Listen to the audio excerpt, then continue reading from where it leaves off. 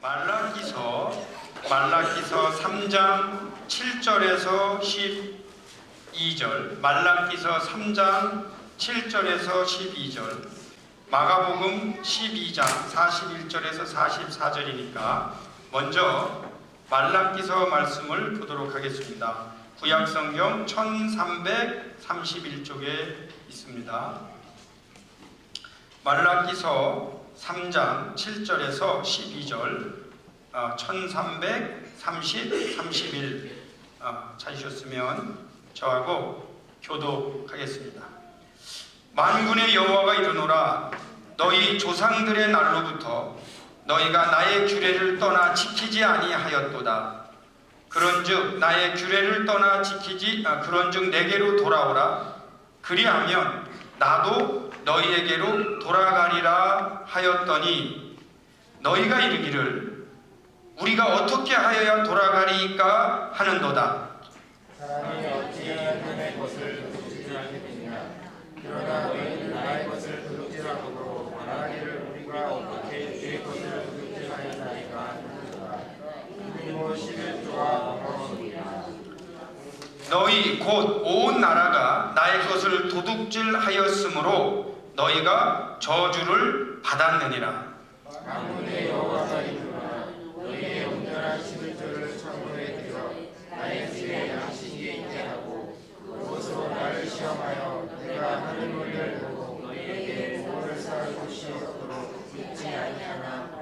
만군의 여호와가 이르노라. 내가 너희를 위하여 메뚜기를 금하여 너의 토지 소산을 먹어 없애지 못하게 하며 너의 밭의 포도나무 열매가 기한 전에 떨어지지 않게 하리니 너희 땅이 아름다워짐으로 모든 이방인들이 너희를 복되라 하라.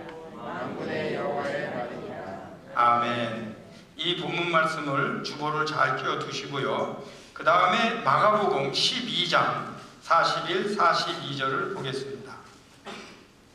마가복음 12장 41에서 44절, 신약성경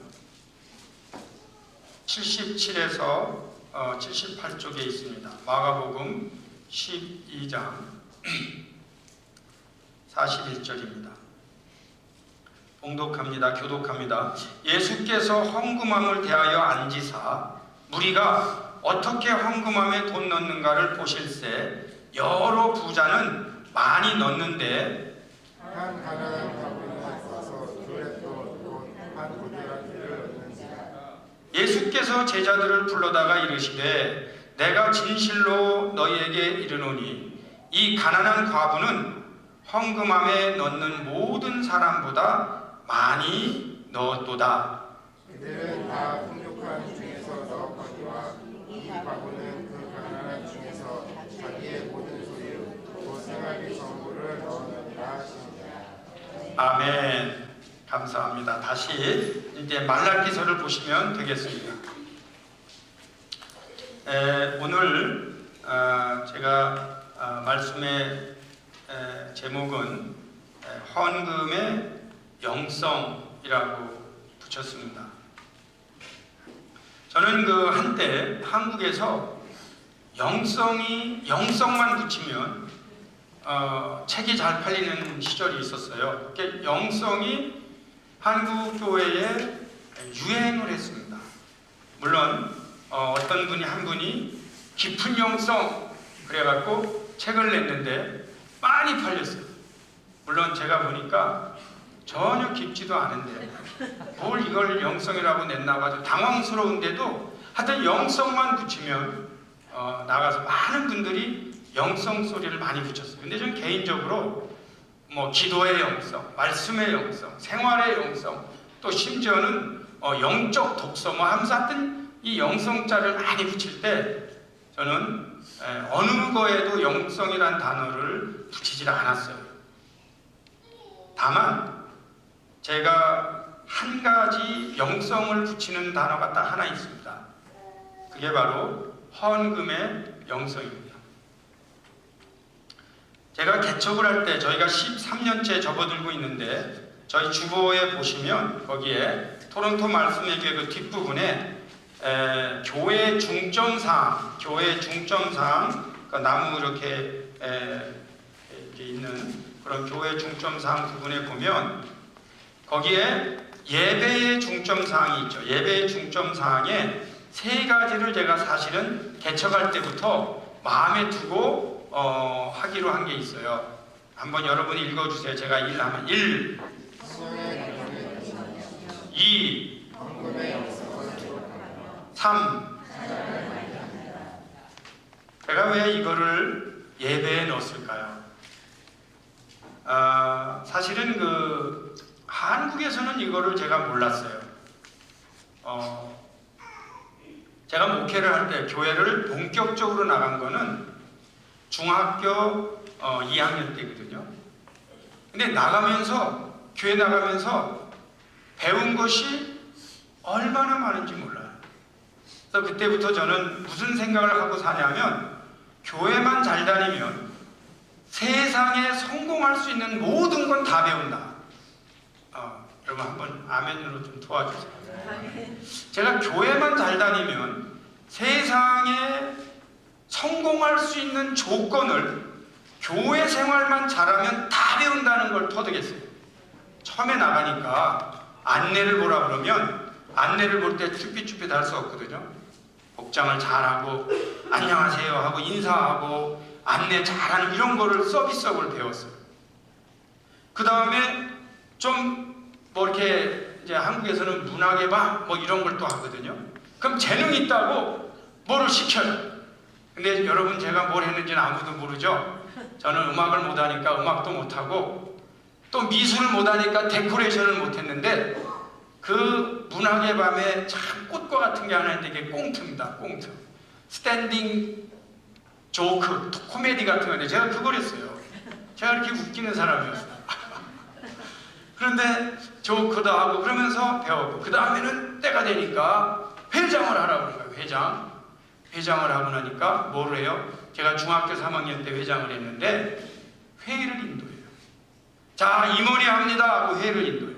그런데 회의를 인도하면서 자, 누구 차례, 그 다음 누구, 그 다음에 뭐 하세요? 지난주에 왜 우리가 이렇게 됐어요? 우리 목표가 몇 명인데 아직 안 탔어요. 이거를 계속 점검하면서 회의를 하면서 컸어요. 가끔 보면 교회 행사가 있어요. 사회를 보라 그래요. 그럼 또 사회를 보는 거죠. 그런데 교회 일을 하다 보니까 제가 어느 날 깊은 걸 깨달았어요. 교회는 잘 다니는데 공부를 안 하는 거예요. 그래서 이건 문제가 심각하구나. 그리고 다시 하나님 앞에 기도하기를 시작을 했어요. 그래서 저는 교회 다니면서 공부를 잘하게 됐죠. 교회 일을 얼마나 열심히 했는지 제가 고등학교 3학년 때가 됐는데 사실은 제가 시골교회를 다녔어요. 시골교회는 여러분 아시다시피 한 20명이 고등학교 3학년이라면 한 명이 대학에 들어갈까 말까 하는 거죠. 근데 제가 고등학교 3학년이 됐어요. 15명 정도를 모아놓고 제가 역대 회장이니까 그리고 그들보다 저는 1년 국민학교 때 이미 재수를 했기 때문에 나이가 한 살이 많았어요. 그래서 같은 동급생들이지만 제 말을 잘 들었어요. 여러분, 우리가 하나 실험할 게 있습니다. 교회 금요일 날과 주일날 안 빠지고도 우리 교회 역사상 빠지지 않고 주일 지키는 애들이 대학을 갔다는 걸 증명해 볼 때가 됐다. 그러면서 우리는 주일을 빠지지 말자 이렇게 얘기를 했더니 모두가 동의를 했어요. 그래서 사실은 아까도 말했지만 제가 좀 낮게 잡았거든요. 저희가 15명 중에 대학생이 된 사람이 50%가 그 교회 역사상 처음으로 넘었어요. 그 뒤로는 교회에서 배운 것이 한두 가지가 아닌데 제가 마음에 소원이 있었는데 시골에서 자랐거나 어려운 사람들은 마음에 뭐가 있어요? 여행을 좀 가고 싶어요. 그런데 하나님께서 교회 생활 잘하니까 세계의 여행 웬만한 데 다 갔어요. 이번에 성지순례를 가는데 주선진 전사님이 저보고 그래요. 목사님 말씀만 잘 들어도 나중에 보면 깨닫는 게 많대. 그래서 뭐냐 그랬더니 언젠간 목사님이 그랬대요. 교회 활동 열심히 하다 보면 세계 웬만한 데 다 가보니까 걱정하지 말아라 그랬다는 거예요. 왜 그걸 자기 돈 내고 계속 여행이라고 안 가도 가볼 때 다 가본다 그랬는데 자기가 성지순례까지 오리라고는 상상도 못했다는 거예요. 그런데 앞으로는 더 많이 갈 거예요, 그 사람이. 제가 대신 목사님이나 영신 목사님 지금 미국에다가 선전하고 있어요. 이만한 목회자들 없으니 불러다가 부흥회하라. 그러면 이제 초청해서 LA도 갈 거고 뉴욕도 갈 거고 가게 될 거란 말이죠. 그러면 우리가 하나님 앞에 교회 일만 잘하면 리더가 안 될 수 없다. 교회에서만 잘 커도 봉사 많이 하면 뭐든지 잘 되게 돼 있다. 이걸 강조해요. 지난주 수요일 날 우리 그 지혜, 성지혜, 사실 저희 교회에서 PhD 학생이 나오는 게 쉽지는 않은데 그래도 토론토 대학에서 PhD를 받고 이번에 미시간 대학의 교수로 가게 됐어요. 근데 그 사람의 가장 큰 특징은 주일 성수입니다. 그리고 금요일 날 저희 집에서 바이블 스타디 하는데 다 지혜 밑인데 빠지질 않아요. 그럼 우리 물어볼 거예요. 저 사람이 교회 많이 나왔고 금요일 날 나왔기 때문에 못한 거 있어? 그렇지 않아요. 결국은 영적인 신앙의 문제. 오히려 빠지면서 문제 생긴 게 너무너무 많아요. 근데 왜 그게 문제가 되냐면 목사의 손을 떠나 사실 내 근처에 있으면 좀 불러다 놓고 기도도 해주고 상담하는데 이게 손을 떠나면 그 다음부터 이걸 어떻게 해야 될지 모르는 안타까움이 있어요. 어찌되었든 여러분 저희가 주일을 성수하고 하나님 앞에 바로 설 때 실제로 오히려 정확히 하면은 더 좋아요. 자, 그런데 제가 그 교회에서 활동도 배우고 인격도 배우고 학문도 배우고 또 이렇게 임원하는 이런 거 다 배웠는데 제가 가장 늦게 배운 게 있어요. 사실 그게 뭐냐면 헌금이에요. 헌금.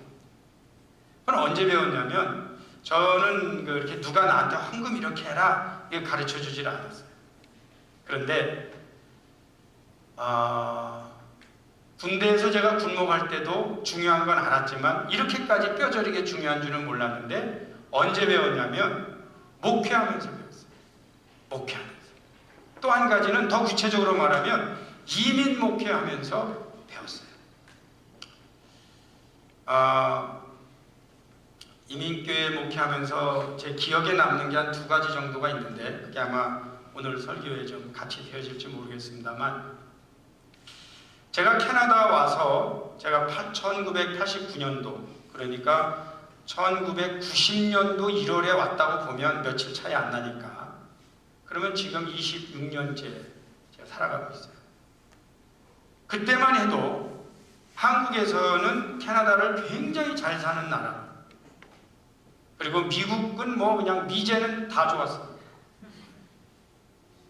그런데 제가 이 나라 와서 가장 먼저 깨달은 이건 저 혼자 깨달은 거예요. 여러분은 동의 안 하셔도 돼요. 사실.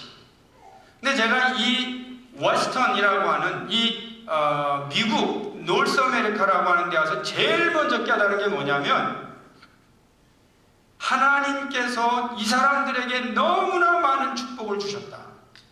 그리고 본인들이 너무 많은 축복을 받았다. 그런데 하나님께서 주신 축복을 하나님의 영광을 위해 쓰지 않고 자기들의 욕심을 위해 쓰다 보니까 지금 영적으로나 물질적으로 타락하게 됐고 궁핍하게 됐고요. 앞으로도 이 문제는 극복하기 어려울 것이다. 이런 걸 나 혼자 깨달은 거죠. 사실은 목회를 해보니까 헌금이 생활 속에서 나타나는데 그게 영성이라는 걸 알았어요. 영성. 영성. 제가 이제 체험이 2가지가 있는데 하나는 제가 밴쿠버에서 목회할 때 밴쿠버에서 목회하는데 저희도 그때는 교회를 빌려서 예배를 드렸어요. 근데 그 교회는 제가 뒤에 앉아 있어 보면 늘 하는 말씀이지만 다 노인이고 학생이 하나도 없는 거예요. 그런데 그 교회를 가보면 픽처가 있는데 한때는 주일학교 중고등부가 이렇게 사진 찍은 거 쭉 해놓은 거 보면 많았어요. 제가 비록 그 교회를 빌려 쓰는 입장이지만 담임 목사님하고 만났어요. 목사님, 이렇게 청년들이 없고 자녀들이 없으면 이 교회는 10년 후에 문 닫아야 됩니다. 그런데 어떻게 할 거냐? 그러니까 자기도 이게 너무 큰 문제라는 거예요. 뭐가 문제인지 아세요? 놀랍게도 저는 그때 처음 들었어요. 서양교회가 부교육자를 둘 만한 재정이 없는 거예요. 그러면 어떻게 할 겁니까? 나라도 나서야 된다. 부인도 나서야 된다는 거죠. 그래서 열심히 우리도 도와주기로 했고 일을 하는데, 제가 도와주려고 청년들을 불러 모으면 나는 운동을 하니까 같이 놀아주려고 불러 모은 날 가봤어요. 가봤더니 한 5명 정도가 와 있는데 그 교회 목사님은 노인이었어요. 흰 머리에 있는 노인은 그냥 앉아있고 4-5명에다가 놀이기구 하나를 갖다 놔서 뭐 이렇게 던지는 거 하나 하고 이게 막 쳐서 서로 그거 갖다 놨는데 얘들이 한 주 나와보고 다시 안 나오는 거예요. 목사님은 어떻게라도 해보려고 불러다 놓고 얘들에게 관심을 가지려고 놀이기구를 갖다 놨지만 어떻게 그게 역사가 일어나겠어요? 제가 그때 깨달은 거죠. 이거는 보통 문제가 아니구나. 이거는 우리 운명과의 싸움이구나 생각을 했어요. 두 번째, 이제 지나갑시다.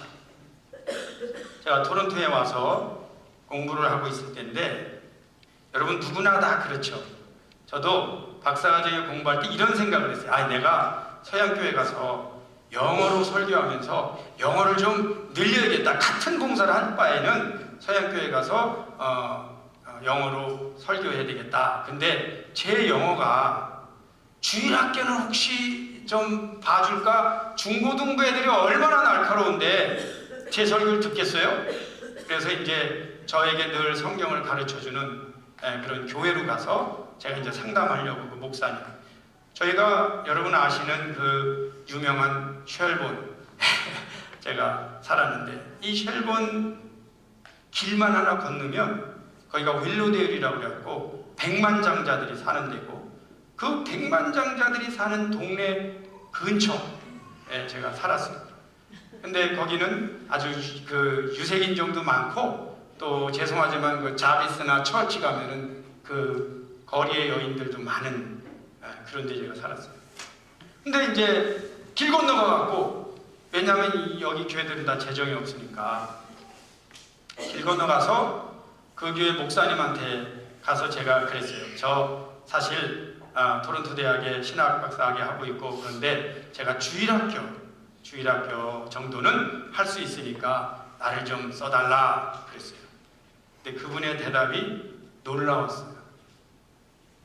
미안하지만 너를 쓸 재정이 없다. 참고로 말씀드리겠습니다. 그 동네에 있는 그 돌로 된 그 교회는 백만장자들이 사는 동네입니다. 그래서 그분이 뭐라 그러냐면, 우리 교회 교인 중에 연봉 10만 불이 넘는 사람이 50% 이상이다. 사실이에요. 우리 교인 중에는 연봉이 100만 불 넘는 사람도 몇 명 있다. 그런데도 놀랍게 우리는 너를 쓸 만한 재정이 없다. 오케이.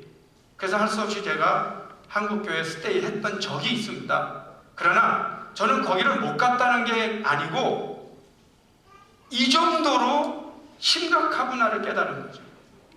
여러분들은 저 허목사가 미쳤나, 왜 차용기를 하나, 이거는요 한두 번의 무슨 단순한 교회 부흥 이런 차원에서 시작한 게 아니고, 이거는 우리가 죽느냐 사느냐 하는 생존 게임이라고 믿기 때문에 하는 겁니다. 제가 담임 목회를 합니다. 교회는요 헌금이 한 크게 보면 4가지 정도가 있습니다. 주정헌금, 11조, 절기헌금 포함한 감사헌금, 그 다음에 마지막이 특별헌금이 있어요. 특별헌금은 뭐냐면, 이게 건축헌금, 아니면 무슨 선교대회가 있습니다. 우리 뭐 여기 이면수 목사님이 그거 지킴 같은 거 잘하거든. 근데 그런 거 할 때는 특별한 거만 안 하면 그거 10만 불 내지 20만 불 드는 거거든요. 교회 재정으로 못 하거든. 그러면 이제 거기 관심 있는 분들이 헌금 모아서 거기 하면서 하는 거예요. 그런 특별 헌금이 있어요. 그런데 결론적으로 말하면 제가 목회를 해보니까 주정 헌금하고 11조는 필연적입니다. 만약에 그게 빠지면 교회는 서서히 이미 영적 싸움에서 지고 들어가는 겁니다. 이런 거예요. 저희가 11조를 하면 어디까지 가능하냐면 부교육자들 사례까지 가능해집니다. 그러나 건축 못해요. 11조 다 해도. 그런데 전 교인이 11조를 하지 않으면 어떤 현상이 일어나냐면 지금 이민교회를 보면 주일학교, 중고등부, 청년의 영어권 최소한 4명이 필요합니다. 이분들에게 정상적인 사례를 주려면 11조를 다 해야 됩니다. 근데 안 하잖아요. 그럼 어디로 변해요? 풀타임에서 하프타임으로 변하고 하프타임이 파타임으로 변합니다. 실제로 이미 세계 모든 교회는 영적 싸움에서 지고 들어가고 있습니다. 그런데 어떤 현상이 일어나느냐? 11조가 멈춰지면 자녀들을 다 잃어버립니다.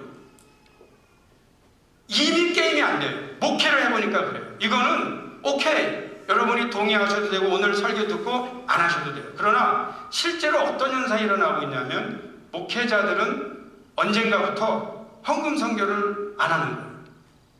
헌금 설교하면요 튕겨요. 왜 교회에서 헌금을 강조하냐? 새로 나온 사람들은 오히려 목회자에게 그렇게 말하지 않아요. 오히려 교회 오래 다니고 직분 받은 분들이 왜 목사님이 교회에서 헌금을 강조하냐 그러는데 제가 목회를 해보니까 안 할 수도 있어요. 그런데 어떤 문제가 생기냐면 제가 목회하는 동안에는 큰 어려움이 없을지 몰라도 이거는 이미 자녀들을 사탄에게 주고 시작하는 게임이에요. 성경에는 어떻게 되어 있는가? 성경에는 실제로 오늘 제가 그 말라기서를 보면 만군의 여호와가 이르노라 너희 조상들이 날로부터 너희가 나의 규례를 떠나 지키지 아니하였도다. 그런즉 내게로 돌아오라 그랬어요. 내게로 돌아오라. 그런데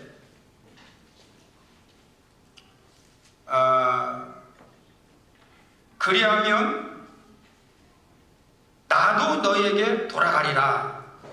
너희가 먼저 나에게 돌아오면 나도 너희에게 돌아가리라. Return to me and I'll return to you 그랬단 말이죠. 그런데 그분들이 뭐라고 묻냐면 우리가 어떻게 해야 돌아갑니까? 이렇게 물어봐요. 한번 보세요. 백성들이 하나님의 품을 떠났어요. 떠났는데 하나님께서 그들을 불러요. Hey, come back, return to me 불렀단 말이죠. 그러니까 백성들이 우리가 어떻게 하여 돌아옵니까? 이렇게 물었을 때는 아마 이 성경적으로 우리가 기대하는 거는 이런 걸 거예요. 너희가 회개하라, 기도하라, 이 율법의 말씀을 다시 묵상하라 이렇게 나와야 되는데 이 말라기서에서 하는 말씀은 매우 실제적입니다. 그게 뭐냐면 이 뒷부분 읽어보니까 우리가 어떻게 돌아옵니까? 그랬더니 말라기 선지자 뭐라 말하면 11조 해라 이렇게 나왔어요. 11조는 왜죠? 그러니까 이게 지금 달라요. 이스라엘 백성에게 처음에 와라 할 때는 예수님도 수고하고 무거운 짐진 자들아 다 내게로 오라. 내가 너희를 쉬게 하리라. 이스라엘 백성들에게도 하나님께 돌아오라, 회개하라, 광야에서 돌아오게 만들었는데 말라기서는 어떤 거냐면 이미 하나님께 돌아와서 신앙생활을 하다가 떠난 사람들이에요. 떠났는데 완전히 떠났는지 교회 안에 있는지 모르지만 이 사람들에게는 하나님께서 원하시는 게 뭐였냐면 너희들 11조부터 돌아와 이렇게 표현하세요. 이게 이제 제가 볼 때는 영성의 회복이라는 거죠. 이게 안 되면 뭐가 영성이에요? 여러분 이게 안 되면 이미 믿는 사람들 가운데 이 물질의 영성이 회복이 안 되면 뭐만 늘어나요? 직분만 늘어나고 단어만 늘어나요. 교회에서 우리가 시간이 가면 제일 두려워해야 될 게 뭐냐면 교회에서 사용하는 언어를 배우는 겁니다. 할렐루야, 기도합시다. 뭐 믿음으로 합시다. 언어는 다 배워요. 근데 문제는 헌금 생활에 정상적이지 않아요. 그렇게 되면 어떤 문제가 생기냐면은 교회는 서서히 이제 목회자도 강조하면 안 되죠. 헌금 얘기하면 안 되죠. 그러니까 이 사탄이 교회를 공격하는 방법 중에 하나가 뭐냐면 물질 얘기하지 못하게 하고 교인들은 안 해도 되는 시스템을 50년 정도만 가면 저희가 눈 떠보면 자녀들은 교회 하나도 없습니다. 왜? 지도자들을 둘 수가 없기 때문에. 제가 볼 때는요, 이건 영적 싸움입니다. 그리고 부모님도 알 거는 알아야 합니다. 언제까지 이것을 방치할 수만은 없습니다. 제가 언젠가 제 외할머니를 뵀어요. 근데 참 특이한 장면, 아마 그런 장면을 영원히 앞으로는 못 볼 거예요. 토요일 날 제 외할머니께서 이렇게 대리미질을 하세요. 근데 보니까 돈을 다리는 거예요, 돈을. 근데 저희가 사실 그때 뭘 했냐면 한국인 말이니까 한국 애들이 다 그렇게 표현했어요. 구멍가게를 했어요. 조그만 가게. 그래서 이 가게에서 물건을 해서 제가 지금도 과자를 좋아해요. 그 가게에 물건 팔고 이런 거 제가 참 좋아합니다. 그런데 우리 할머니는 그 중에서 그때 당시 10원짜리나 100원짜리 종이돈 중에 그중 낫다고 생각하는 거를 챙겨두셨다가 교회 가기 전에 데려서 가장 깨끗하게. 그래서 제가 처음엔 물었어요. 할머니 돈을 왜 다려요? 그랬더니 이거 헌금하려고 한다. 그때는요 제가 그 마음을 몰랐죠. 그 마음을 몰랐죠. 그런데 목회를 해보니까 우리 할머니의 영성은 대단했다. 이건 제가 하긴 안 하고 아마 한 목사가 해야 될 얘기인지는 모르겠는데 언젠가 저에게 이런 말을 해요. 저한테 문제를 하나 내더라고요. 여보, 한국 사람 중에 체크를 제일 먼저 개발한 사람이 누군 줄 알아? 그래서 내가 어떻게 알아요? 그거를 그랬더니 지금부터 들어보라는 거예요. 그래서 쭉 들어봤더니 딸을 교회 보내는데 딸이 여러분 어려울 때는 헌금도 없잖아요. 아시잖아요. 그러니까 딸은 그냥 교회 가는데 이 엄마가 딸에게 가르치는 거예요. 절대로 교회 예배에 빈손으로 가는 거 아니다. 그래놓고 엄마가 줄 돈이 없는 거예요. 헌금을 줘야 되는데 엄마가 줄 돈이 없는 거예요. 그래서 엄마가 종이에다 써준 거예요. 5불 이렇게. 그러니까 딸은 잘 모르니까 종이에 써준 걸 가지고 가서 헌금을 드린 거예요. 제가 볼 때는 재정부가 가장 당황했을 것 같아요. 이거를 통계에 잡아 말아. 근데 엄마는 그 주간을 안 쉰 거예요. 5불을 드리고 다음 주에 생기면 그때 냈던 그 체크를 빵꾸를 메꾼 거예요. 이분의 마음속에는 무엇이 있었냐면 하나님 앞에 갈 때 빈손으로 가서는 안 된다. 그래서 말 들어보니까 일리가 있어요. 우리나라 사람 중에 체크를 제일 먼저 개발한 사람은 우리 엄마야. 그 체크를 어디서 발행했냐고? 헌금할 때 했다. 근데 그 영성을 지금도 가지고 있어요.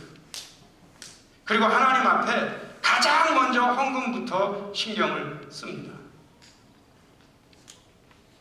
대학원에서 가르치면은 한 5,000불 받아요.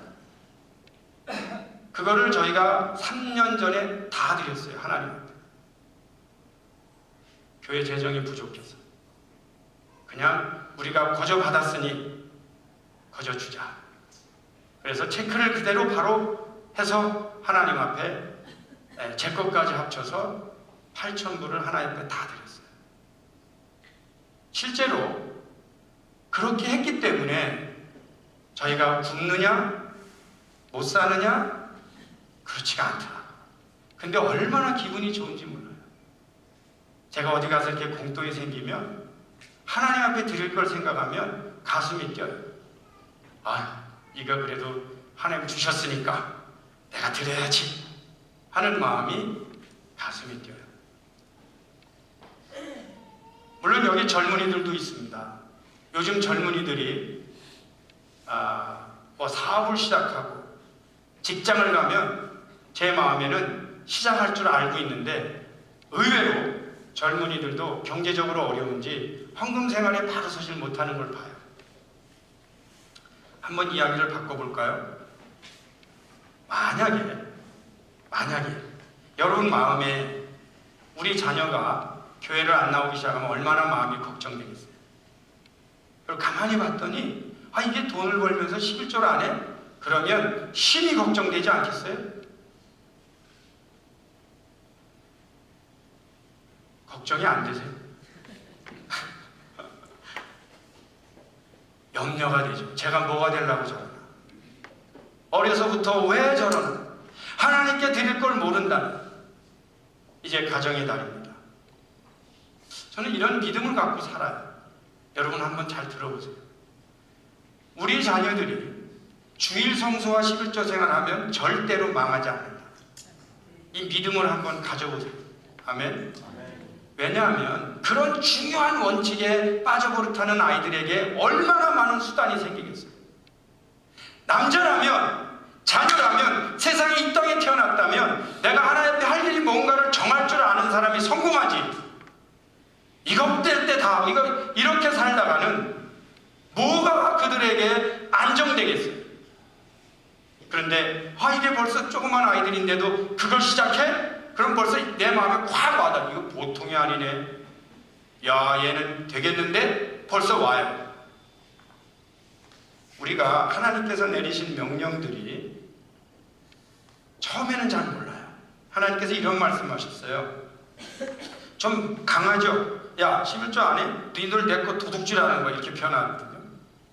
그런데 하나님께서 이어서 뭐라고 그러시냐면 11조를 해봐.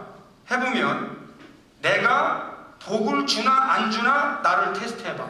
실제로 나를 테스트해보라고 하는 설교는 하나님께서 몇 군데 안 되는데 그 중에 너희들 하나님 보통요 나를 테스트하는 걸 싫어하세요. 그래서 너희가 나를 테스트하려면 가만 안 놔두세요. 그런데 이 부분만은 너희들이 나를 테스트해봐.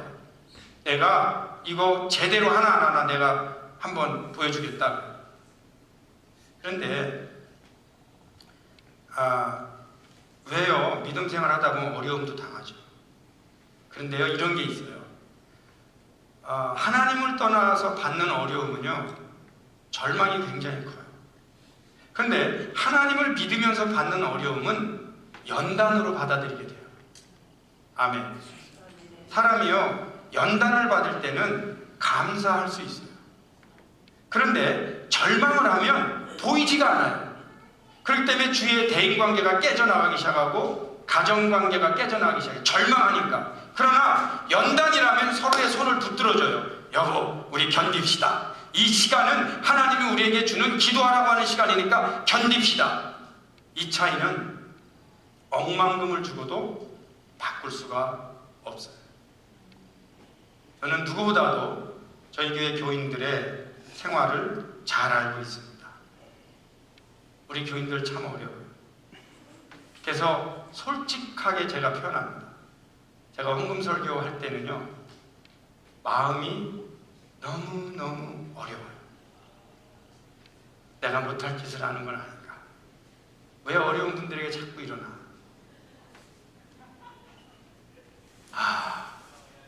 그런데 목사에게 유혹이 있어요. 목사에게 가장 큰 유혹은 사례 안 받고 내가 벌어서 하고 그냥 교인들한테도 헌금 강조 안 했으면 좋겠다는 게 제가 볼 땐 목사에게 굉장한 유혹입니다. 근데 살아보니까 그게 정답은 아니에요. 제가 목회하면서 깨달은 게 있어요. 목사는 성도가 주는 양식을 먹어야 합니다. 제 마음에 성도들이 주는 걸 안 먹기 시작하면 내 마음속에 들어오는 이 엄청난 자만을 내가 당신들한테 돈 받는 거 없다, 이 생각이 목회를 못하는 거예요. 그래서 하나님께서는 왜 요즘 제가 레위기를 읽으면서 깨닫는 게 참 많아요. 왜 하나님께서는 백성들이 들고 온 그 제사 지낸 거, 그거를 왜 성전 안에서 반드시 너희가 먹어라 그랬다니까요. 먹어라. 누룩을 넣지 말고 먹어라. 근데 아론의 아들들이 이걸 안 먹었어요. 그랬더니 하나님께서 당장 그들을 죽이셨어요. 그럼 속으로 이런 생각이 들어요. 왜 이렇게까지 하나님께서는 강하게 하셨는가? 근데 저희 제사장들은요, 목회자들은 성도들의 생활에서 나오는 그 땀이 섞인 그거를 먹을 때 여러분들을 위한 축복이 나오고 눈물의 기도가 나오더라. 그래서 절대 그 이상을 넘어가면 안 돼요. 저는 저대로의 원칙이 있습니다. 여러분들보다 잘 살면 안 돼, 목사가. 그래서 그러면서도 또 하나는 뭐가 있냐면, 목사가 너무 못 살아서 구질구질하면 그것도 하나님께 영광이 안 돼. 그러니까 그걸 유지하려고 최선을 다합니다. 제 목표는 여러분들이 미션 센터를 짓고 교회가 부흥됐을 때 저는 교회에서 단 한 푼도 받지 않고 떠날 겁니다. 그리고 미션 센터가 그때 되면 250에서 더 넘어갈지도 모릅니다. 그것은 다 여러분의 것입니다. 제가는 떠난 뒤로 단 1센트도 제 주권을 주장하지 않을 겁니다. 그럼 물어보죠. 뭐 그렇게까지 합니까?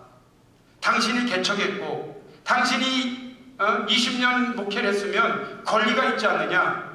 저는 믿는 게 하나 있어요. 기독교는 권리를 찾는 종교가 아닙니다. 기독교는 남을 위해서 내가 할 수 있는 일이 있다면 최선을 다해서 해주고 그 다음 세대들이 잘 살도록 해주는 것이 기독교의 삶이라고 믿기 때문입니다. 우리가 제가 볼 때는 운명과의 싸움을 하고 있는 겁니다. 저희가 이 부분에 승리하면 우리 자녀들까지가 참여하라고 그랬어요. 아이들이 어려서부터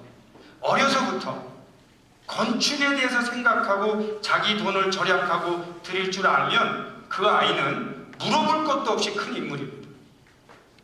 그런데 자기는 5만 불, 10만 불씩 받아가면서 교회에서 건축을 하던 I don't care 하는 사람에게 어떤 역사를 기대할 수 있을까? I have no idea. 우리가 살아갈 때에 하나님을 생각할 줄 아는 마음의 여유를 가지고 남을 생각할 줄 아는 마음의 여유를 가진 인물이 큰 인물이 되는 겁니다. 저는 언젠가 공개적으로 강좌를 하려고 지금도 준비하고 있습니다. 그게 뭐냐면 자녀를 성공한 자녀로 키우라가 아니고 우리의 자녀를 큰 인물로 키우라는 겁니다. 크다 작다의 차이는 딱 하나예요. 남들의 숫자를 큰 인물은 5명 담는 사람도 있지만 더 큰 인물은 100명을 담는 사람도 있고 10,000명 담는 그 큰 인물이 될 때 역사가 일어납니다. 주위에서 5명, 10명이 죽어가던 I don't care. 내 것만 잘 된다? 과연 그 사람이 잘 될까? 그야말로 역시 I have no idea. 우리가 하나님을 믿는다고 하는 것이 어떤 그 인생관을 가지고 사느냐 참으로 중요합니다. 제가 흥미로운 장면 하나를 소개하고 설교를 마치려고 합니다. 여러분, 만약에 제가 여러분들 이렇게 헌금하는 거 이렇게 앉아서 보고 있으면 좋아요, 안 좋아요? 더군다나 얼마 했어? 그렇게 이렇게 보면 여러분 좋아요, 안 좋아요? 그런데 오늘 여기 한번 읽어드릴게요. 마가복음 12장인데 41절에 예수께서 헌금함을 대하여 앉으사 무리가 어떻게 헌금함에 돈 넣는가를 보실세 여러 부자는 많이 넣는데 한 가난한 과부는 와서 2렙돈 곧 한 고드란트를 넣는지라 그랬어요. 알고 봤더니 예수님께서 있죠, 그 옛날 성전에 이렇게 앞에 앉아 계셔요. 그래갖고 사람들이 그때는 이 봉투가 없었던 것 같아. 넣는 걸 보고 계셔. 이때가 언제냐면은 고난주간이에요. 당신이 죽음을 맞이하려고 예루살렘에 와 계신데 이 고난주간을 색깔로 표현하면 어두움입니다. 우울함입니다. 그런 이 상황, 지금 이때에 누가 얼마 헌금 넣는가를 볼 때가 아닙니다. 그런데도 예수님은 헌금함에서 보고 계셔요. 그런데 문제는 그 다음 기절에 또 보니까 예수께서 제자들을 불러다가 그랬어요. 원래는 예수님이 그걸 보는 게 아니에요. 다만 그날만 보고 계셨던 거예요. 왜? 목표는 제자들을 가르치려고. 그러니까 헌금함만 보고 계시면 되는데, 헤이! 일로 와봐! 다 일로 와! 다 일로 와! 제자들을 불러 모았어요. 왜 그랬는가? 그 과부가 2렙돈을 넣는 걸 보신 거예요. 그날은 헌금을 얼마나 넣는가를 보려고 한 게 아니고 제자들에게 이 헌금의 영성을 가르치려고 하셨던 거예요. 그래서 제자들 와봐! 그래 놓고 이분이 넣었는데 이 2렙돈은 오늘날로 이렇게 환산해 보면 아마도 15불에서 20불 될 겁니다. 근데요, 이 15불에서 20불을 이분이 넣는 걸 보더니 다른 분들 많이 넣는 것보다 이분을 칭찬해 주는 거예요. 최선을 다했다. 최선을 다했다. 저는 이 장면을 통해서 위로를 받습니다. 예수님도 제자들에게 헌금의 영성을 가르쳤다. 목사도 사실은 아무리 자기 마음이 괴로워도 힘들어도 어려운 성도들에게도 이 헌금의 영성을 가르쳐야 되는구나. 예수님 고맙습니다. 이 한 장면을 남겨주셔서.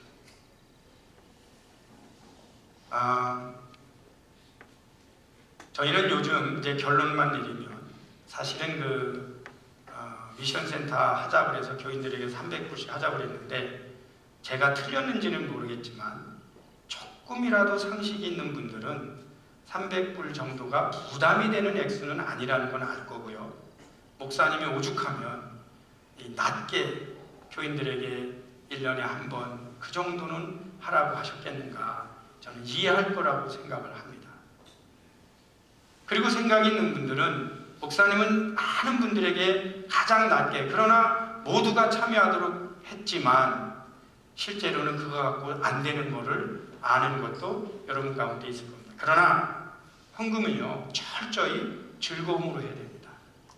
그러니까 헌금을 억지로 하거나 시켜서 하고 그러면은 그건 하나님께서 원하는 것은 아니에요. 다만 이런 과정을 통해서 마음이 이렇게 기도하는데 이렇게 떠오르고 기쁨이 되고 그럴 때 그 축복이 나에게 이렇게 오는 거지 억지로 할 필요는 없어요. 저도 그런 마음은 없어요. 다만 이게 하나의 좋은 영성 훈련이다. 저는 그렇게 믿는 겁니다. 제가 하나 분명히 아는 게 있어요. 여러분 꼭 기억해 보세요. 사실 저희는 95%의 능선을 넘었어요. 이미 넘었다. 이 일은 이미 된 거예요. 마무리된 거예요. 다만 매년 300불씩은 어려운 게 아니에요. 여러분 가운데 언제까지 하냐고요? 이게 토탈 마지막 끝날 때가 15년에 이거는 소위 말하면 다 끝나요. 그런데 제가 볼 때 한 5년만 충실히 하면 뭐 이렇게 크게 강조 안 해도 알아서 해도 넘어갈 때가 옵니다. 다시 말씀드리면 300불씩 5년만 하면 이게 된다고? 됩니다. 5년 딱 끊으라는 건 아니에요. 그 다음에도 알아서 하면은 이거는 넘어갈 수가 있어요. 그러니까 우리는 95%는 넘어간 거예요. 이미. 저희는 사실은요, 큰 일을 해낸 겁니다. 진심으로 저는 우리 성도님들이 너무 자랑스럽고 고맙고 대견한 마음이 있어요. 사실은. 그런데 우리가 이제 이걸 다 마치고 축제 예배를 드릴 때 여기에 부끄러워서 들어오지 못하는 사람들도 있을 겁니다. 여러분은 눈치채는지 모르지만 딱 이거 광고하고 나서 그 다음 주부터 교회 안 나오는 사람들도 있어요. 그분들은 우리가 축제 예배를 드릴 때 자리에 나타나지 못할 겁니다. 제가 나오지 말라는 게 아니에요. 저는 끝까지 지금이라도 나오라고 하는데 연락, 대답조차 없어요. 가슴이 아프죠. 근데 속으로 이런 생각해요. 그게 얼마나 된다. 이 정도를 가지고 이 정도의 결단을 하면 그 사람은 인물이 아니다. 인생을 모르는 사람이다. 모든 그리스도인들은요, 크게 생각할 줄 알아야 돼. 내 책임을 질 줄 아는 멋있는 사람이 돼야 돼. 눈앞에 조금의 이익을 가지고 오늘 마음 바꾸고 다음날 마음 바꿀 정도면 하나님 믿는 건 힘들어집니다. 그런데 중요한 건 뭐냐? 여러분이 꼭 아셔야 되는 게 이미 축복의 95%는 우리가 해냈다. 굉장한 일을 한 거예요. 앞으로는 그냥 굉장히 쉽게 넘어갈 거예요. 다만 모두가 참여하라고 제가 하는 것뿐이고 아이들도 할 겁니다. 자기들이 알아서 할 거예요.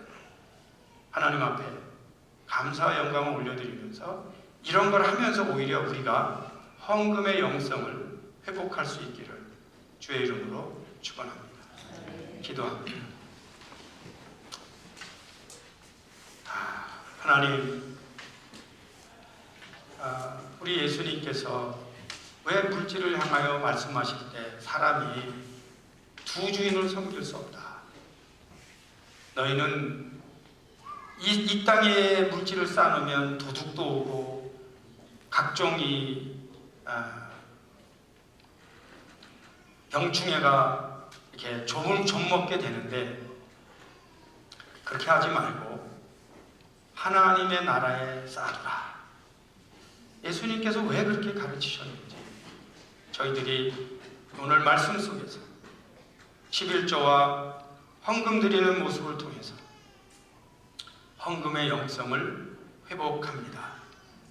하나님, 물질이 우리에게 시험이 되지 않게 하시고 오히려 기쁨과 감사의 조건이 되게 하시며